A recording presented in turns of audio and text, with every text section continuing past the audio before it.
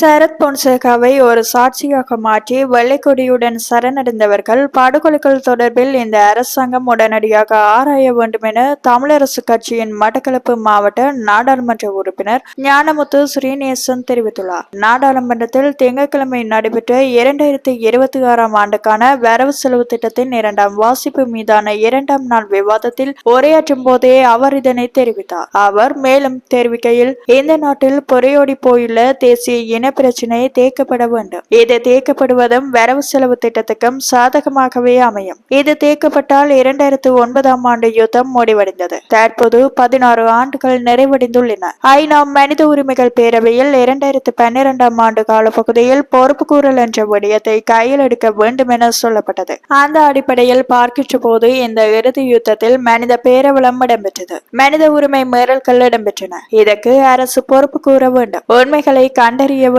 பரிகார நீதி வழங்க வேண்டும். மீண்டும் எவ்வாறான அவலங்கள் ஏற்படாது தடுக்க வேண்டும் என்று கருத்துக்கள் சொல்லப்பட்டன. ஆனால் இன்னும் அந்த விடயங்கள் நிறைவேற்றப்படவில்லை. நாட்டின் பொருளாதாரத்தோடு இந்த பிரச்சினைக்கு நெருக்கமான தொடர்புள்ளது. வடக்கு கிழக்கில் யுத்தத்தால் பாதிக்கப்பட்ட மக்கள், காணாமல் ஆக்கப்பட்டவர்கள், அரசியல் கைதிகள், காணி அபகரிப்புகள் தொடர்பாகவும் பேச வேண்டியுள்ளது. கடந்த காலங்களில் பாலியல் பலாத்காரங்கள், பாலியல் வன்கொடுமைகள் நடைபெற்றிருந்தன. மத்திய முகாம் என்ற இடத்தில் கோணேஸ்வரி என்ற தாய் பாலியல் வன்கொடுமை செய்யப்பட்டு கொலை செய்யப்பட்டிருந்தார். அதே போன்று சாரதாம்பாள் பொங்குடுதீவில் கொலை செய்யப்பட்டிருந்தார். கிருஷாந்தி செம்மணியில் கொலை செய்யப்பட்டிருந்தார். எசிபிரியா என்ற விடுதலை புலிகளின் ஊடகவியலாளர் பாலியல் வன்கொடுமை செய்யப்பட்டு கொலை செய்யப்பட்டிருந்தார். இந்த இடத்தில் இது தொடர்பில் பீல்ட் மார்ஷல் சரத் பொன்சேகா ஒரு முக்கிய விடயத்தை சொல்லியுள்ளார். அவர் தானாக முன்வந்து சில ஒப்புதல் வாக்குமூலங்களை ஊடகங்களுக்கு சொல்லி வருகின்றார். அந்த வாக்குமூலங்களின் அடிப்படையில் பார்க்கின்ற போது எசிபிரியா படு மோசமாக பாலியல் வன்கொடுமை செய்யப்பட்டு